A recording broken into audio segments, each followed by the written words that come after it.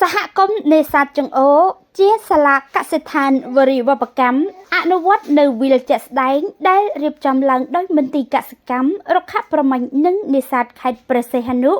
សហការជាមួយនឹងក្រុមការងារចុះជួយមូលដ្ឋាននិងរដ្ឋបាលខេត្តព្រះសីហនុក្នុងគោលបំណងអភិវឌ្ឍការចិញ្ចឹមបង្គាក្តាមនិងត្រីដើម្បីផ្គត់ផ្គង់ផលសមុទ្រសម្រាប់ឆ្លើយតបនិងតម្រូវការទីផ្សារ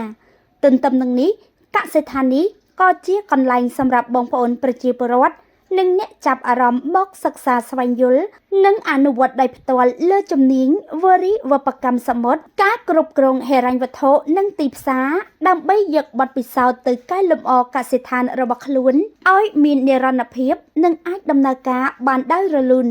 ស្របតាមប្រសាសន៍ដ៏មានអត្ថន័យរបស់សម្ដេចតេជោហ៊ុនសែនស្លឹកត្នោតខ្ចប់ស្គាល់ត្នោតដែលសំដៅលើការប្រើប្រាស់សក្តានុពលក្នុងស្រុកនាំចេញនៅនឹងកន្លែងនិងគោលនយោបាយរបស់សម្ដេចមហាបវរធិបតីហ៊ុនម៉ាណែតក្នុងការពង្រឹងសេដ្ឋកិច្ចមូលដ្ឋានបង្កើតតម្លៃនិងនិរន្តរភាពសម្រាប់សហគមន៍